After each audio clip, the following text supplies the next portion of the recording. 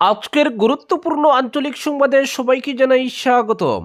আজ হলো 7 জানুয়ারি 22 পৌষ বুধবার।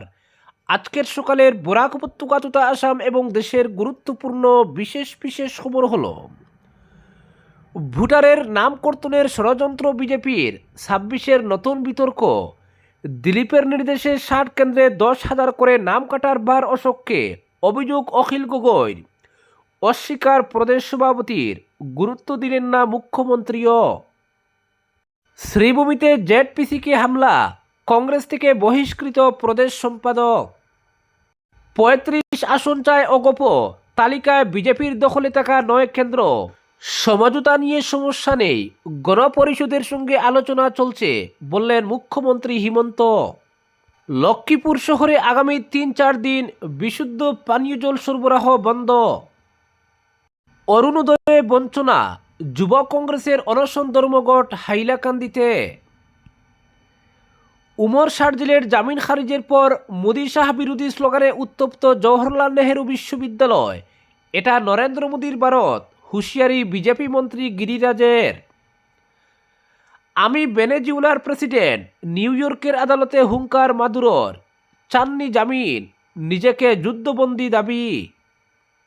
এবং সর্বশেষ খবরটি হলো, ফের হাসপাতালে সোনিয়া গান্ধী।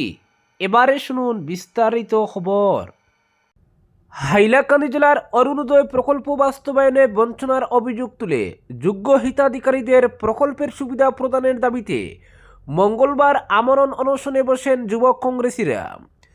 এদিন জেলা কংগ্রেস ভবনের সামনে যুবক কংগ্রেসের জেলা সভাপতি শহীদুল ইসলামের নেতৃত্বে সকাল 11টা থেকে এই প্রতিবাদী কার্যসূচি শুরু হয়।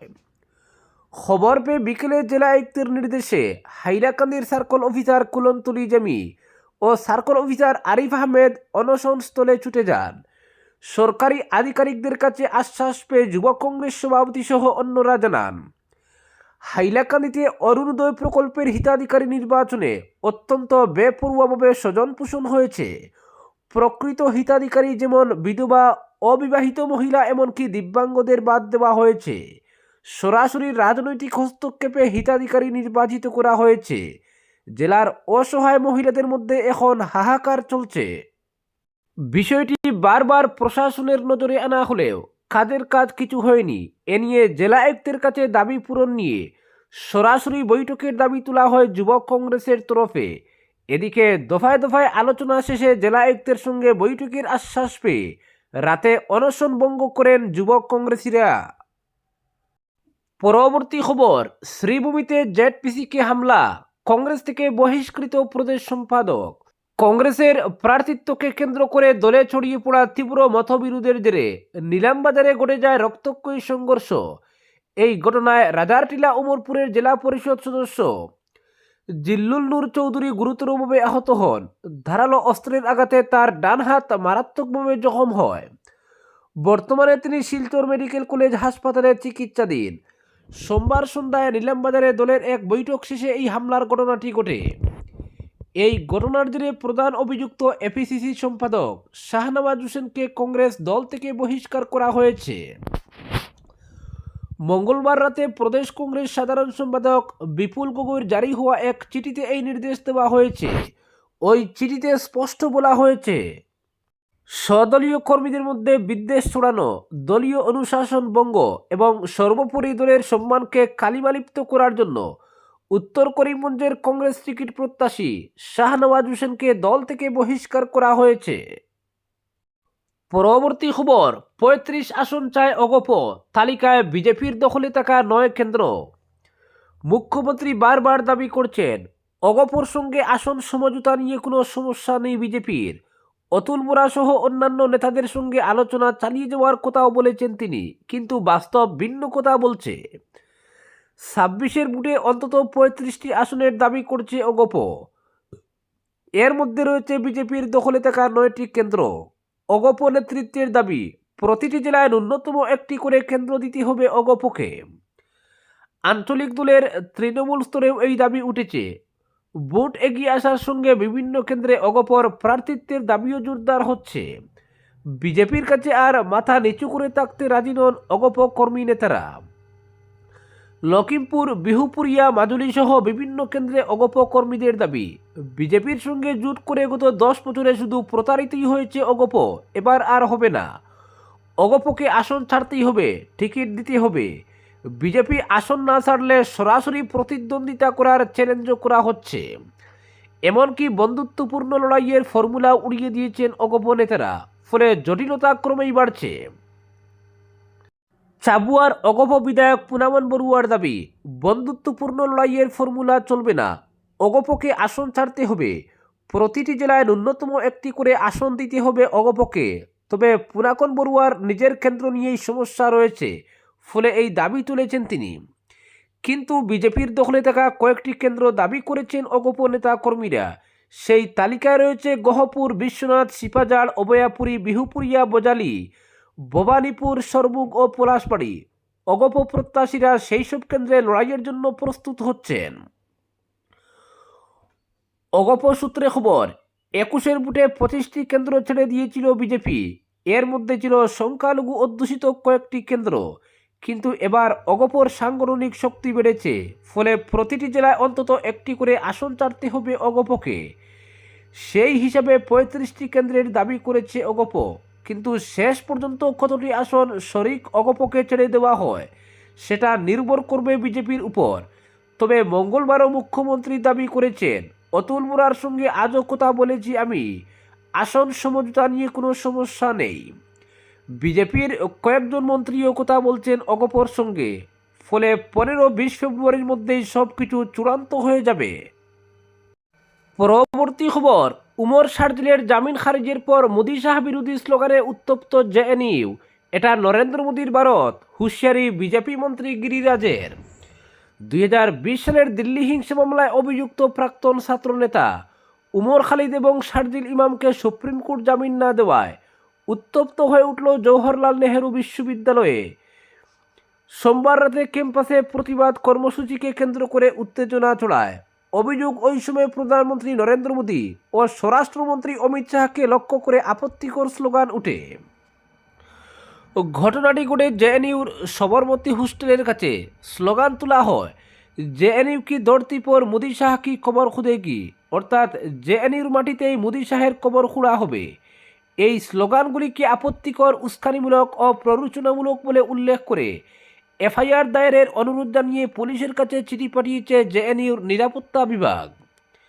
বিশ্ববিদ্যালয় প্রশাসনের বক্তব্য, এই ধরনের স্লোগান গণতান্ত্রিক প্রতিবাদের সীমারেখা অতিক্রম করেছে এবং জেএনইউর কোড অফ কন্ডাক্টের পরিপন্থী। এফআইআর চাওয়ার তালিকায় বর্তমান জেডিইউ ছাত্র সংসদের সভাপতি অদিতি মিশ্রর নামও রয়েছে। তবে অদিতি মিশ্র জানিয়েছেন, প্রতিবাদ কর্মসূচি প্রতি বছরই অনুষ্ঠিত হয় এবং স্লোগানগুলি আদর্শগত অবস্থান থেকে নেওয়া হয়েছে, ব্যক্তিগত আক্রমণ নয়। তবে এবিপি এই ঘটনায় তীব্র প্রতিক্রিয়া জানিয়েছে। সংগঠনের সহসভাপতি মনীষ চৌধুরী বলেন, জামিন খারিজের পর প্রধানমন্ত্রীকে লক্ষ্য করে স্লোগান তোলা অনুচিত। রাজনৈতিক মহলেও প্রতিক্রিয়া দেখা দিয়েছে। কেন্দ্রীয় মন্ত্রী গিরিরাজ সিং প্রতিবাদী পড়ুয়াদের বিরুদ্ধে দেশবিরোধী তৎপরতার অভিযোগ তুলে বলেন, ভুলে যেও না এটা 21 শতাব্দীর নরেন্দ্র মোদীর ভারত। তিনি জেএনইউকে টুকরো টুকরে গ্যাংয়ের আতুরঘর বলে কটাক্ষ করেছেন। বিজেপি নেতা কপিল মিশ্র এক্সে লিখেছেন, নকশাল ও দাঙ্গাবাজদের বিরুদ্ধে ব্যবস্থা নেওয়া হচ্ছে বলেই এই হতাশা। বিজেপি বিধায়ক অরবিন্দর সিং লাভলিও বিক্ষোভকারীদের সমালোচনা করেন। তার বক্তব্য, সুপ্রিম কোর্টের রায়কে অস্বীকার করে এই ধরনের স্লোগান তোলা বিচার ব্যবস্থার বিরোধিতা। এতে দেশের ঐক্য ও অখণ্ডতা ক্ষতিগ্রস্ত হয় বলেও মন্তব্য করেন তিনি। পরবর্তী খবর, আমি ভেনেজুয়েলার প্রেসিডেন্ট, নিউ ইয়র্কের আদালতে হুঙ্কার মাদুরোর, চাননি জামিন, নিজেকে যুদ্ধবন্দী দাবি। মধ্যরাতের সেনা অভিযানে ভেনেজুয়েলা থেকে তুলে আনা হয়েছে প্রেসিডেন্ট নিকোলাস মাদুরোকে। 1000 মাইল দূরে আমেরিকার মাটিতে বন্দী হলেও তার মনোবল ভাঙ্গেনি। সোমবার নিউ ইয়র্কের ফেডারেল আদালতে দাঁড়িয়ে তিনি স্পষ্ট ভাষায় জানালেন, আমি নির্দোষ, আমি অপরাধী নই, আমি একজন ভদ্রলোক এবং আমি আমার দেশের প্রেসিডেন্ট। 63 বছরের মাদুরো আদালতে হাজির হলে দেখা যায় তার চোখে মুখে কোনো আতঙ্ক নেই, বরং সেই চেনা জেদি প্রকাশ পেয়েছে। বিচারক এলভিন হেলারস্টাইনের সামনে দাঁড়িয়ে তিনি অভিযোগ করেন তাকে জোর করে ভেনেজুয়েলা থেকে তুলে আনা হয়েছে। মাদুরো নিজেকে যুদ্ধবন্দী বলে দাবি করেন। তার কথায় তিনি ভেনেজুয়েলার নির্বাচিত প্রেসিডেন্ট এবং মার্কিন বাহিনীর হাতে আটক একজন যুদ্ধবন্দী। মাদক পাচার ও নার্কো টেরোরিজমের ভয়ঙ্কর অভিযোগ আমেরিকা তার গাড়ে চাপালেও মাদুরো তা একেবারে উড়িয়ে দিয়েছেন। তার দাবি তাকে গ্রেফতার করা হয়নি, বরং অপহরণ করেছে আমেরিকা। একই দিনে তার স্ত্রী সিলিয়া ফ্লোরেসও আদালতে দাঁড়িয়ে সমস্ত অভিযোগ অস্বীকার করেছেন। তবে এদিন আশ্চর্যজনকভাবে জামিনের আবেদন করেননি মাদুরো। ফলে আপাতত তাকে ব্রুকলিন জেলেই থাকতে হবে। মামলার পরবর্তী শুনানি হবে 17 মার্চ। শুনানির সময় তার হাতে ছিল হলুদ রঙের একটি নোটপ্যাড। মন দিয়ে তাতে বারবার কিছু লিখতে দেখা যায় তাকে। শুনানি শেষে সেই নোট নিজের কাছে রাখার অনুমতিও চান তিনি। গোটা সময়টাই তাকে শান্ত ও নির্লিপ্ত দেখিয়েছে।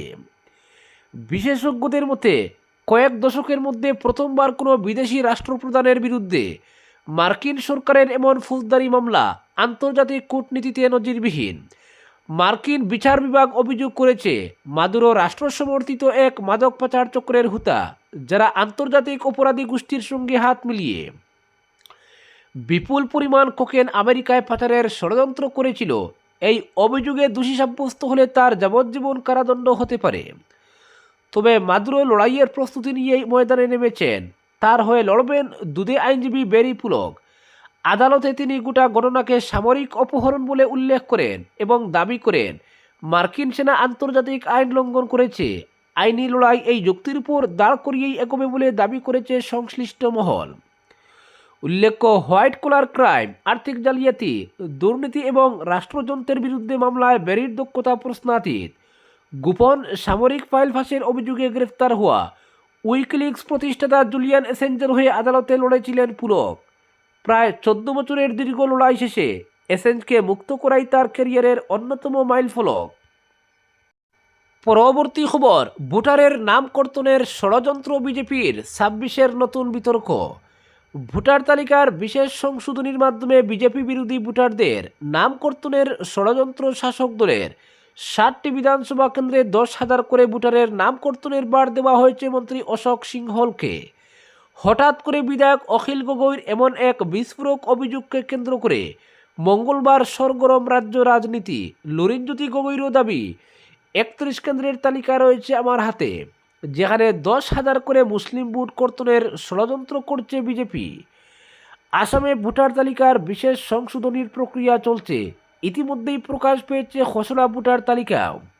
তাতে বিভিন্ন কারণে বাদ পড়েছে প্রায় 4.78 লক্ষ ভোটারের নাম। তবে চূড়ান্ত ভোটার তালিকা প্রকাশের আগে বিরোধীর অভিযোগ, বিজেপিকে ভোট না দেওয়া ভোটারদের নাম কর্তনের ষড়যন্ত্র করছে শাসক দল। গত 4 জানুয়ারি বিজেপির বিধায়ক, জেলা সভাপতিদের সঙ্গে প্রদেশ বিজেপির সভাপতি দিলীপ শইকিয়ার এক ভিডিও কনফারেন্সের সূত্র ধরে মঙ্গলবার এই বিস্ফোরক অভিযোগ আনেন অখিল গগৈ।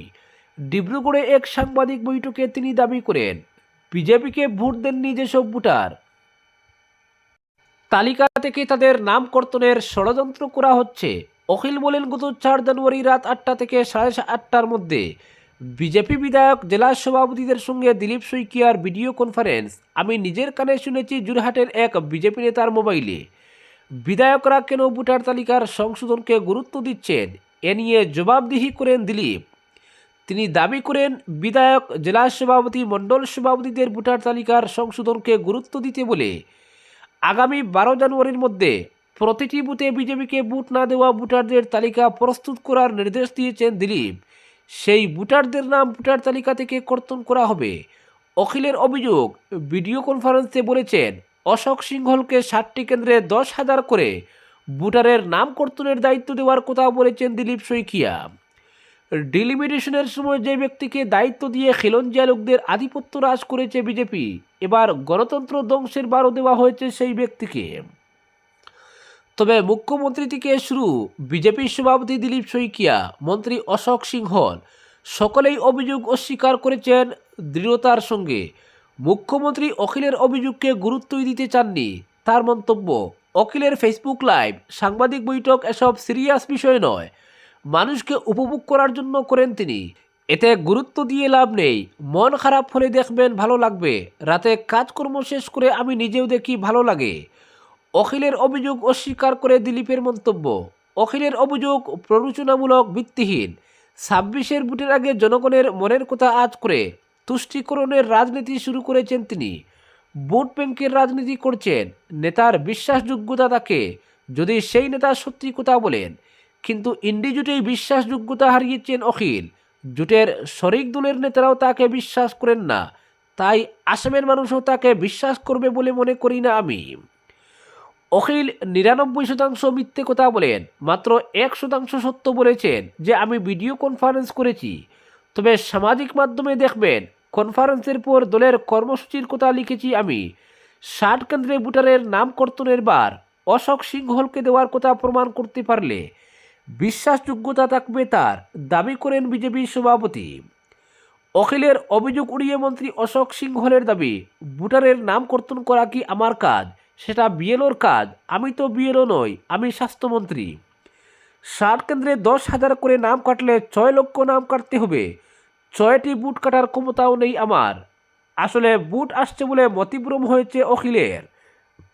আজকের বিশেষ সংবাদ এখানেই সমাপ্ত।